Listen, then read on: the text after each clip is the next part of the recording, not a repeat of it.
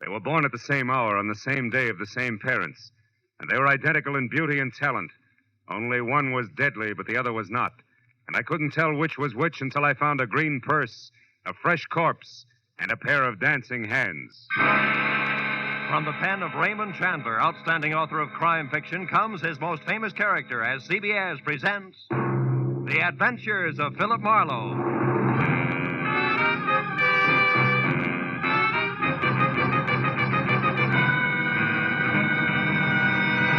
Now, with Gerald Moore, starred as Philip Marlowe, we bring you tonight's exciting story, The Dancing Hands.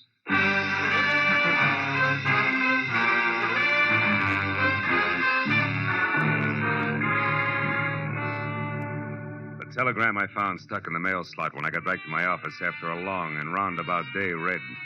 Enclosed, find a $50 money order. I want you to investigate a man. A table is reserved for you at the Saddle Club where I work. Come in time for the second show at 11, important. It was signed Beth Tyler.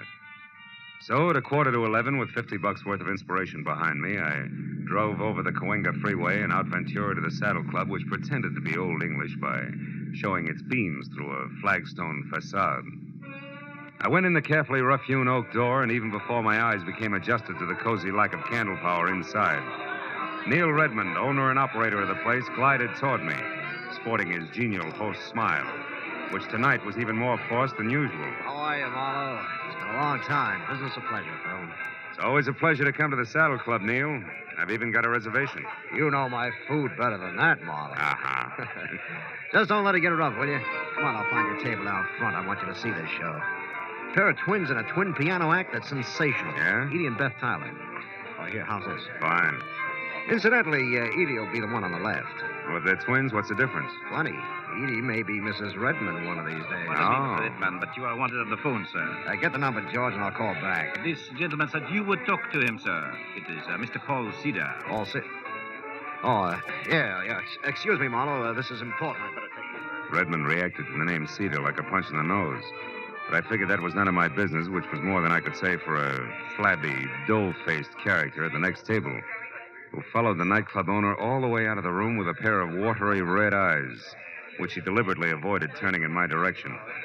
But at that point, an MC stepped out on the stage, and so I stopped worrying about Flabby in favor of the first look at my client. The Saddle Club is proud to present its second show of the evening, featuring the incomparable piano stylist Edie and Beth in Dancing Hands. Here they are, ladies and gentlemen. Bring them out. The curtains parted on the stage, set with an oversized full-length mirror, which reflected a grand piano, a black vase of yellow flowers, and a tall brunette with a wry, crisp waistline, who touched up a piled-high hairdo, put on a pair of long black gloves, checked her hemline, and sat down at the piano. And she ran through an involved arpeggio while her reflection in the mirror looked on in admiration. It was an old but cute routine, and the illusion was perfect because the Tyler twins were practically identical. I took another look at Flabby, whose face was pushed up in a nasty leer. He stood up, dropped his cigarette into his drink, and tossed a crumpled bill down on the table, just as the lights went out for the trick part of the act. On the dark stage, two pairs of purple hands danced over two glowing silver keyboards, which would have been good except that the pair of hands on the right, which belonged to Beth, suddenly stopped in midair and hit blue notes like a 9-year-old at her first recital. When the lights came up again, my client's face was as white as Middle C, and the flabby character, oozing a victorious smile, was on his way to the door. Well, they wrapped it up fast after that, and Beth ran into the wings, leaving Edie to take the bow alone. The band took over in a hurry and brought things down to normal. So as couples moved down to the dance floor and George the waiter headed for my table, I sat back and waited for that message from my client. Here you are, sir. Compliments of the house. Oh, thanks. Any message with this? No, sir. Just that Mr. Redman had to leave. Oh, thanks, George. I sipped the double scotch and wondered if I should take the initiative and contact my client. When the message I'd been waiting for came, good and loud, I jumped up, shoved my way through the gaping dancers to the dressing room hallway behind the stage. A gang of club personnel was bunched in front of a door, obviously locked, labeled Edie and Beth Tyler. Hey, it was one of the twins, wasn't it? Hey, what's the matter? It's one of the twins. She screamed. We got to get in. That door's locked. Well, break it down. But Get out of the way. It's Edie. It's Edie. All right, now, wait a minute. Hold it. She's all right. Clear out and give her a chance. Come on. Outside, everybody. Beat it. That means you too. Come on. Out. Here, Miss Tyler, take it easy. You're all right now. Come on, sit down. Tell me what happened. I don't know for sure. I was worried about Beth. I came back and didn't see her anywhere. Then I heard a noise in here. It was dark. I came in and someone grabbed me. A man? Yes. I don't know who it was. Mm-hmm. I screamed. He knocked me down. Then locked the door. Got out through the window there. Who are you? Oh, I'm Philip Marlowe, a private detective. Your sister hired me to investigate a guy. I was to meet her here after your number and find out about it. Any idea what's up? No, I can't imagine. But, gee, Beth has been terribly upset ever since last night. Oh? What happened last night? Well, for one thing, my purse was stolen. Mm-hmm. But I don't see why that should upset her. Gee, there was nothing in it but $12 and my makeup stuff. Where's Beth now, do you know? No, I haven't seen her since she ran off the stage. I'm not even sure she came in here. No, she was here, all right. She dropped one of her gloves. You're still wearing both of yours. Where do you girls live? Maybe she went home. Well, Beth has a cottage out on Hazeltine, 4179. You don't live together? How come? Well, gee, Mr. Marlowe, just working with Beth is hard enough. She's so sarcastic. Okay, I'll wear my thick skin. One more thing, Miss Tyler. Do you happen to know where Neil went? Neil's gone? Mm-hmm. Gee, that's funny. He always stays till the place closes. Oh, he must be coming right back. I'll take a look. Then I'm going out to see your sister. Sarcasm and all.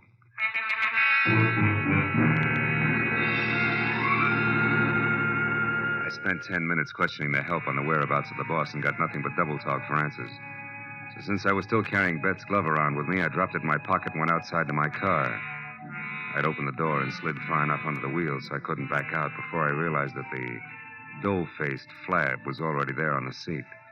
His right hand wrapped around something blunt and menacing in his sloppy jacket pocket. You better come on in. What are you doing in my car, blubber boy? Don't get sassy now, mister. And the name is Sippy. That's no improvement, and it's no answer. All right. I saw you inside making with the big talk, so I says to myself, he's an interested party. I should look him up.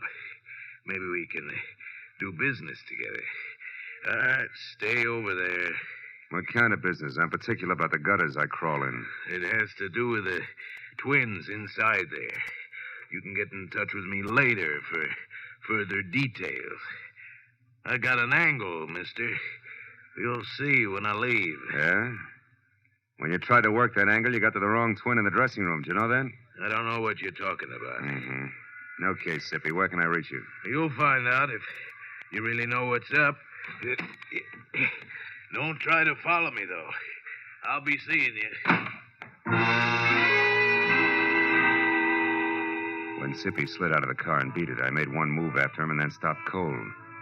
Because lying on the seat where he'd been sitting was a green leather handbag with the name Edie etched on it. I snapped it open. It had been stripped of everything but the scent of Amir and the smudged slip of paper that read, Number 9 Arrow Motel, Lancashire Boulevard. So that was Sippy's address, and he had the stolen purse. But the why of all the commotion over 12 missing bucks was still the number one question mark. And I figured the best place for an answer to it was at Beth Tyler's. So I drove out to Hazeltine. But even before I stopped at number 4179, I heard the piano. I walked to the door and stood there a moment listening. I eased it open, slipped inside. Soft, indirect lighting accented the figure of the girl at the piano. The little waves of iridescent crimson chased themselves over the smooth satin gown as she played. Glossy blue-black hair fell to her shoulders. Beside her, a burning cigarette sent a single plume of smoke into the still air. Just for a moment, I found it difficult to remember that she was my client. Oh? You're looking better, Beth. You're Philip Marlowe, I suppose. Yeah. I dropped by to return your glove, among other things. Just put it there on the table with the other one. Where did you get it, Marlowe? In your dressing room at the club. Your sister tangled with an unidentified man who was hiding there after you left. While we're on that, why'd you shove off so fast? I was scared. How'd you know I'd find you? You're a detective. Remember? Mm-hmm. Look, if you want to burn up your retainer playing hide and seek, it's your business. Now, who's the guy you want me to check on? The flabby one who made you blow up tonight? Yeah. Yeah, that's right. Why? Because I think my sweet twin sister is mixed up in something a little more serious than her usual scatterbrain escapades. Hmm. And the flabby guy is in on it because he has a green purse, right? How did you know that? He left it with me. Name is Sippy. He lives at the Arrow Motel, number 9. Knows something worthwhile about this business, and he's anxious to sell it. All of which puts him a hop, skip, and a jump ahead of your detective. Now tell me, why is everybody, including Neil Redmond, all wound up over one stolen purse? What's it all about, baby? I don't know, baby. Suppose you find out and tell me. Wouldn't have anything to do with the fact that Neil loves your sister and you love Neil, would it? Marlowe, I hired you to investigate a man, not to pry into my personal affairs. You'll get more for your money if you stop holding out on me. It's my money. Besides, I'm not holding out. Believe me. I'll try. Real hard. Well, as soon as I've got something, I'll call you. Where are you going now? My retainer entitles me to know, doesn't it? Yeah, it does. First to the club to find Redmond and get his side of it, and then I'll probably drop in on our chum, Sippy, at the Arrow Motel on Lancashire. Good. I'll keep a light in the window for you. Oh, sweet. Also keep your door locked. From the inside, baby.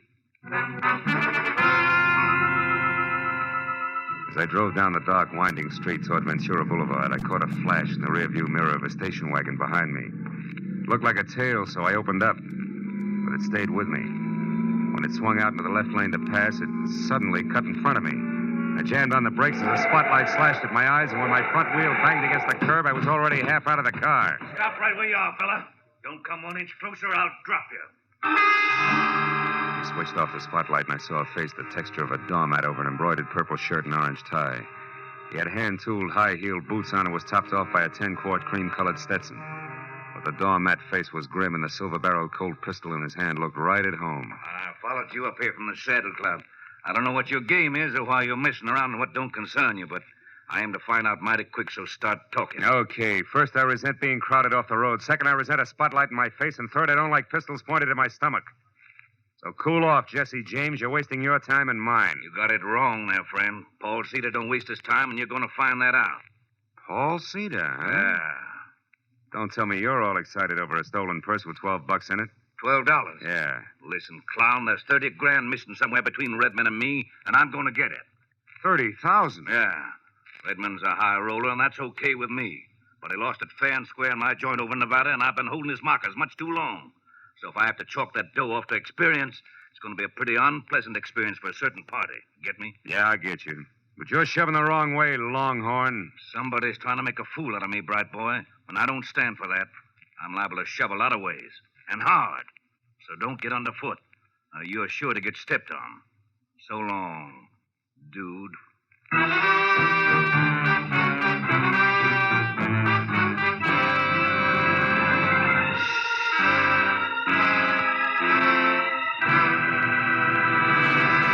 In just a moment, we'll return to the second act of The Adventures of Philip Marlowe. But first, tomorrow marks the anniversary of an important event in American history, the signing of the first peace treaty between the Indians and the Plymouth colonists.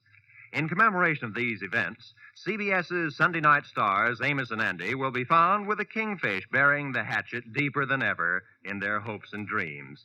And CBS's own Jack Benny will be back again tomorrow with his special guest, Van Johnson.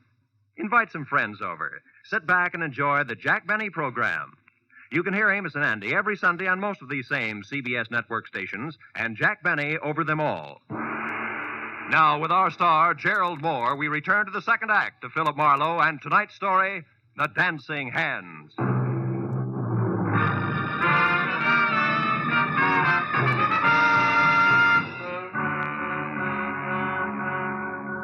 When the Texan from Nevada galloped off in his trusty station wagon, I forgot all about Neil Redmond and headed instead for Sippy and his further details at the Arrow Motel on Lancashire. where Bungalow 9 turned out to be an all-alone green and white collection of clapboard that showed light, a half-open door, and nobody home to my knock. When I tried knuckles on wood again and still got only a faint echo for reply, I stepped inside. There in the center of an ivory white throw rug and clamoring for attention like an only child at a family reunion was a wide and wet circle of red.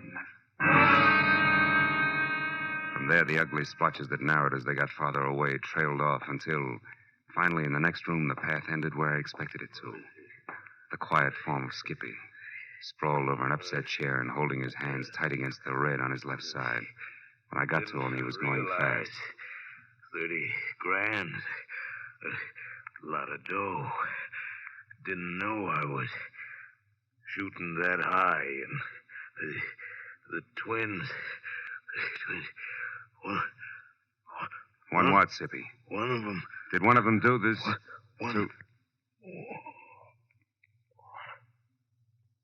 He's dead, isn't he, Marlowe? Yeah. Yeah, Redmond, he's very dead. Oh, no, Marlowe. I only found him a few seconds before you did. Yeah, and the rest of that run, you heard someone coming, you didn't want to be seen, so you ducked back out of sight, huh? I don't buy it, Redmond, because for one thing, it's too pat. For another, how do you explain being here in the first place? Come on, fast. Okay, I'm here because I'm in a nasty jam. Like what? Like $30,000 I've got to pay in the next hour to a guy named Paul Cedar who's running out of patience in a hurry, believe me. About that I do. I've already met the gentleman. But right now, Redmond, we're talking about Sippy. Okay. Last night I had things to do, so I gave Edie Tyler the money for the payoff to Cedar. A couple of minutes after she stepped out of the club, somebody roughed her up and got away with her purse and the 30 grand. You're a liar, Redmond. Edie herself told me that purse only had $12 in it. How come? Simple like, Marlowe. In my business, you never yell copper too soon or too loud. It doesn't pay. Mm-hmm. Now, look, for the third time, Redmond, you and Sippy, how do you figure? I don't know. He was at the club tonight, acting funny. When he left, I got a glimpse of Edie's green purse sticking out of his topcoat pocket. Later on, I saw him run away from a car near the club, so I followed. I ended up here a couple of minutes behind him, and that, Marlowe, is the truth, I swear. Which you do at the drop of a... Hey, wait a minute. Look, if you're telling the truth, I begin to get a different picture. And by that, I specifically mean a very talented but very sly dame named Beth Tyler. Oh, no, Marlowe. Why not? Because you love Beth's sister? Face it, Redmond, it doesn't add up any other way. Sippy here couldn't have stolen that purse from Edie. If he did, he'd have taken his dough and blown, not spent his time putting out feelers. But on the other hand, if Sippy happened to see Beth take it from Edie, empty it and toss it away, we've got another story, right? Ah. Because he wouldn't make a move until he knew how much she had gotten away with. Exactly. But there he ran into trouble because he was trying to get close to Beth, and in doing that, he got mixed up and went for Edie instead, like tonight at the club. Sure. And a dying man's words just now about one twin. To which you can add the unpleasant fact that I personally ran off at the mouth when I was up at Beth's an hour ago. So she knew where to come for Sippy. Look, Redmond, it's got to run that way. I'm sure of it. Well, maybe you're right, Phil, but right or wrong, I'm still in a jam. So if you don't have any objections, I'm going back to my club now for a last try at raising that money again before Cedar shows. You mean you're going to face him, Neil, with or without her? I've got him, Marlowe. You see, I own a fast club, all right, and I gamble a lot, too. But I don't welch on my markers, no more than I knock over flabby little guys. You know what I mean, Phil? I think so. But don't fold now, Neil, because I might still be lucky enough to catch up to Beth Tyler and your money both before your time runs out. And right now, that means fast to a phone and a call to Edie, who might know which way a runaway twin would head. I'll see you, Neil.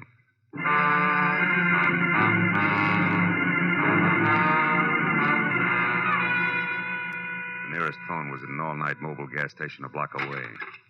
As I dialed Edie's number, a thought hit me. Maybe Beth wouldn't head anywhere. Maybe she'd just stick around. Hello? Edie, this is Marlowe. Seen anything of Beth? No, I haven't. But why? What is it, Marlowe? Well, from where I stand, two things. First, your sister has the $30,000 and $12 that was in your purse last night. Oh? And second, she's just about it for a sloppy around the edges murder. Oh. Now, look, have you any idea where Beth would head if she had to get out of town in a hurry? No, I don't, Marlowe. Oh, well, maybe somebody up around her place does. I'll call you later. Marlowe, wait. Are you sold on this? I mean, about the things you said Beth did? Just about, Edie. But for your sake, let's hope I'm wrong. All the way, honey. Goodbye.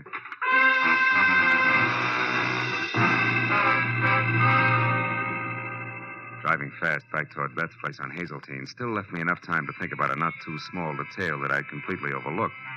Thanks to me, the entire Los Angeles Police Department knew nothing about what was going on in and around the Saddle Club.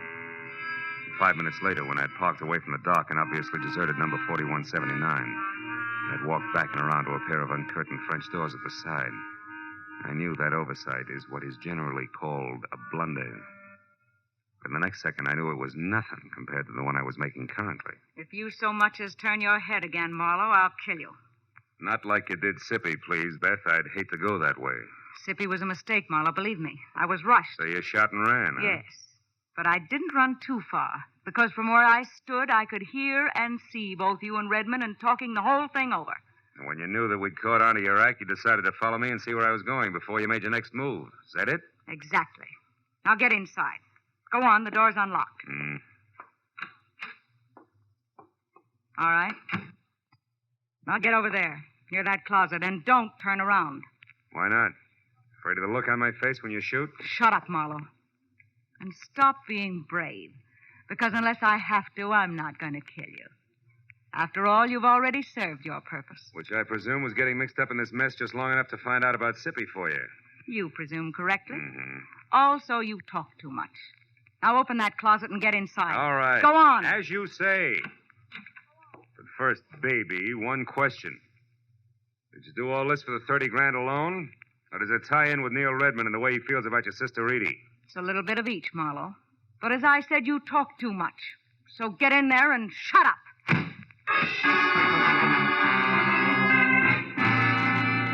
Getting out of Beth Taylor's half-inch thick oak closet was like arguing with an umpire. You couldn't be subtle. So 20 tiring minutes went by, and the heels on both my feet were numb before the paneling finally gave in, and I was out and over to the telephone to put in a call to the police. It should have been made a long time ago. But then, even as I was halfway through dialing the numbers, I saw something on an end table nearby that made me slowly change my mind. It was the 2 black gloves that Beth wore in the Dancing Hands act. And while I stared at them like they were alive and beckoning, I thought hard for what must have been a full minute. And then suddenly I knew that my next stop had to be the Saddle Club.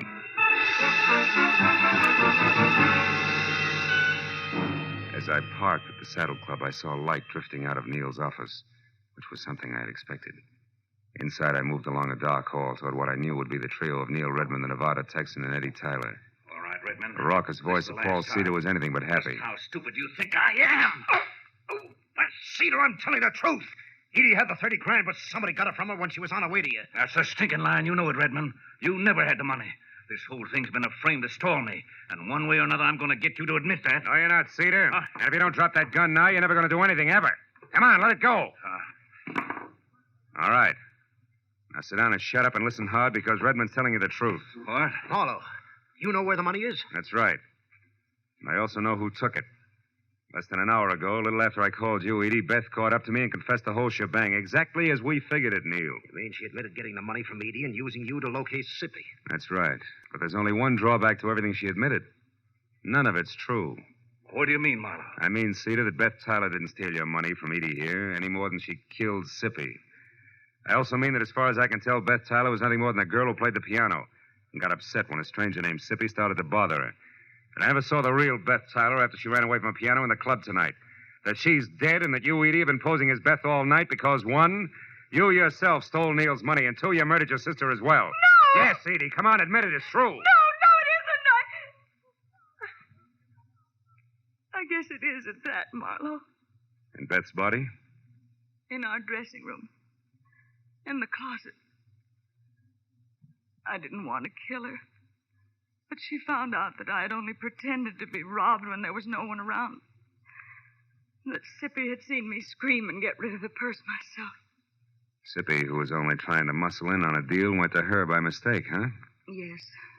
That's how she knew what I'd done. When she confronted me in the dressing room just before you came in and said that she wouldn't stand by and let me do a thing like that to Neil, I lost my temper and... You killed her, Edie. Yes, I did, Neil. And when Marlowe showed up after her scream, I said that someone had attacked me. And then I pretended to be both Beth and myself from there on to get out of the whole thing.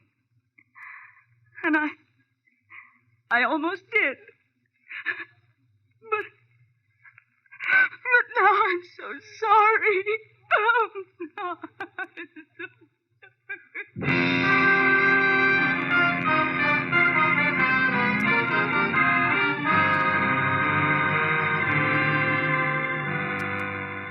A couple of bad hours went by before the police had everybody's story, and Paul Cedar and the 30,000 was gone from Nevada, and Edie was gone for good. That left just Neil Redmond and me alone and standing near the main bar in the club. Neil was doing his best to stay all in one piece. Well, Marlowe, it's been a tough night for you, hasn't it? Yeah, but a tougher one for you, Neil. What with Cedar and the money and... The girls, Marlowe? Yeah. Yeah. At least it came out right before the cowboy got too tough, thanks to you. So tell me, Phil, how'd you know that Beth was dead and that Edie was both people all along? That was a couple of gloves, Neil, the ones they wore in their Dancing Hands act. You see, when I first met Edie in the dressing room, she was wearing hers, and one of Beth's was on the floor. Hey, paw me one, will you? Yes, yes. Okay. I took it, and later when I met what I thought was Beth, I returned it, and she put it with what we both thought was its mate. There you are. Thanks. But a little while ago, when I got close to the gloves again, I saw that couldn't be, that they were both for the left hand, Neil. Ah. Then when Edie went to Beth's place to pass herself off as her sister, who she had already killed, she was smart enough to know that she should have only one glove around. Yeah, but not smart enough to think about which glove it should be. From there, I worked backwards. Until you got to the three of us at the club and tried what you knew might be the right answer. Mm-hmm. Well, you were right, Phil, all the way. Yeah, but I was still gambling. If I had been wrong, Neil, I was giving the real Beth a long head start.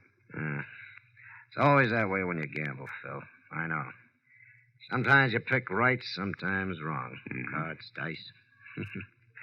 Even with twins. Good night, fella.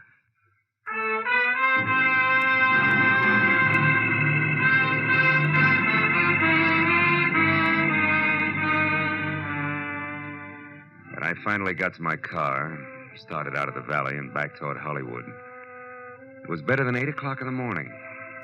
And here and there as I drove, I saw people who I'd never heard of and who'd never heard of me, stumbling outside after their morning papers. And I got to wondering what they were going to think when they read about a girl who had killed both her twin sister in a nightclub and a flabby guy in a motel who wasn't much good. Oh, well, it was hard to say. And for myself, I was too tired to think.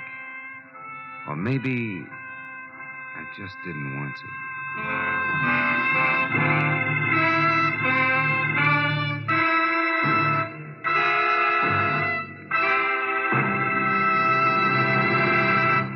The Adventures of Philip Marlowe, created by Raymond Chandler, star Gerald Moore, and are produced and directed by Norman MacDonald. Script is by Mel Donnelly, Robert Mitchell, and Gene Levitt. Featured in the cast were Vivi Janis, Lou Krugman, Ed Begley, Paul Frees, and Bert Holland. The special music is by Richard O'Runt. Be sure and be with us again next week when Philip Marlowe says... When it started, it was simple. Just a lawsuit for damages. But before it was over, it was far from simple, and the damages were murder. All because of a red-headed woman, a ghostwriter with ambition and a match that burned with a bright green flame.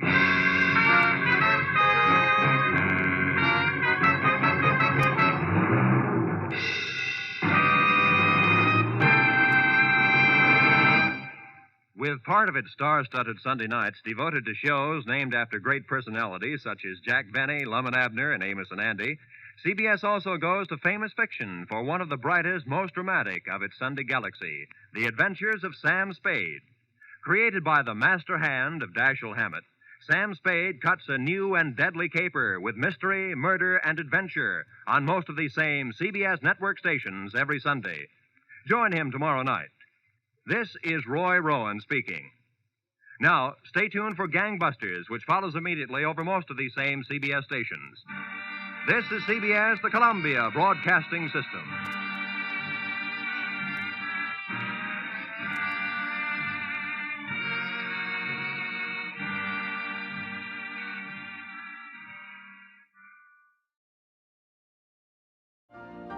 You've been listening to the OTR Gold Network. Find more classic radio at otrgold.com.